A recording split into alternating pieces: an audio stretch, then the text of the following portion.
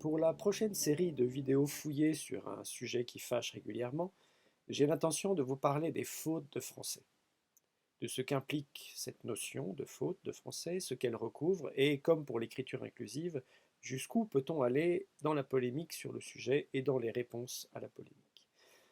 Or, il est impossible de parler de faute sans parler de règles ou de lois. On ne faute pas dans un système sans règles. Je vous renvoie à ma deuxième vidéo sur la langue inclusive qui traite de l'histoire du français, en rappelant que jusqu'au XVIIe siècle, la notion d'erreur en français est assez relative, même si le mot orthographe existe déjà dans le vocabulaire. Il n'y a pas de système de règles stable et les auteurs et autrices jouissent d'une liberté dans l'écriture que leur envieraient bien des gens aujourd'hui.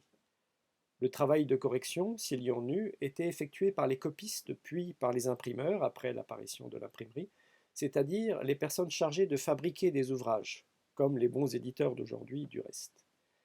C'est difficile pour nous d'imaginer une langue aussi libre, aussi peu normée et aussi peu sanctionnée.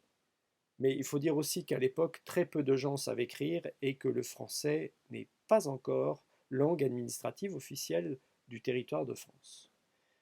Tout a changé avec d'abord François Ier et l'ordonnance de Villers-Cotterêts au XVIe siècle, et surtout avec l'arrivée au pouvoir du cardinal de Richelieu au XVIIe qui a commandé une langue commune stable et normée à partir de 1635, d'où la création de l'Académie française, organisme de surveillance de la langue normée, chargé de rédiger un dictionnaire avec donc des graphies et des définitions fixées et la sollicitation des grammairiens de l'époque à qui il a été demandé d'élaborer des règles qui seraient imposées à tout le territoire français, de façon uniforme donc.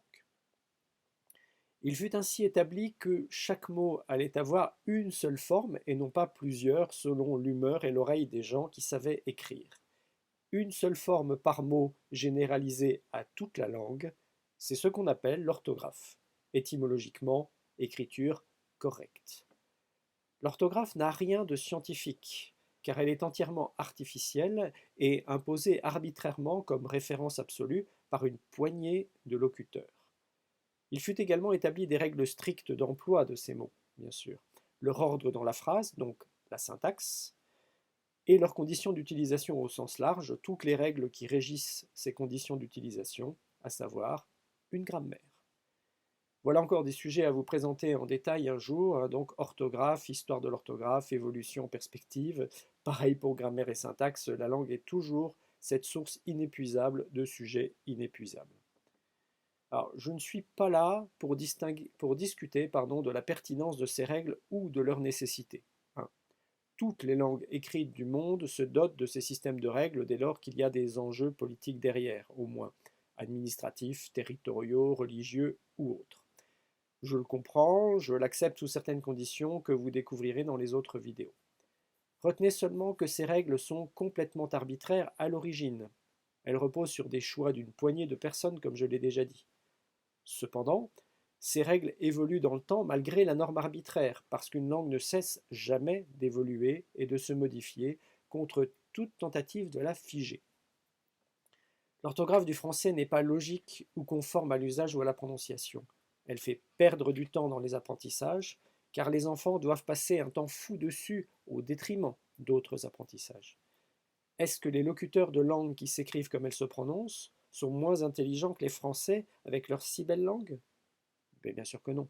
Et si vous croyez que si, que les Français sont plus intelligents que les autres, c'est que notre problème de langue est encore plus grave. Nous ne pouvons donc parler de faute qu'en fonction de règles, de même que la notion de faute en droit pénal ou religieux se définit comme la transgression d'une loi qu'il faut punir. Et le terme n'est pas innocent. Le jugement public que certains locuteurs qui se sentent compétents portent sur celles et ceux qui le seraient moins est la conséquence directe de la connotation de faute, comme s'il s'agissait d'un délit ou d'un péché. Donc d'un acte délibéré auquel il faut apporter un châtiment. Je l'ai déjà dit par ailleurs, faire moins d'erreurs de langue que les autres ne fait pas de vous un meilleur humain. Ce n'est pas un critère suffisant. Et au contraire, se moquer publiquement des moins compétents en langue fait des gens qui le font des personnes moyennement respectables, pour le dire gentiment. Rendez-vous donc dans la suite de la série sur les fautes pour en savoir plus. À bientôt et n'ayez pas peur des erreurs. Au revoir.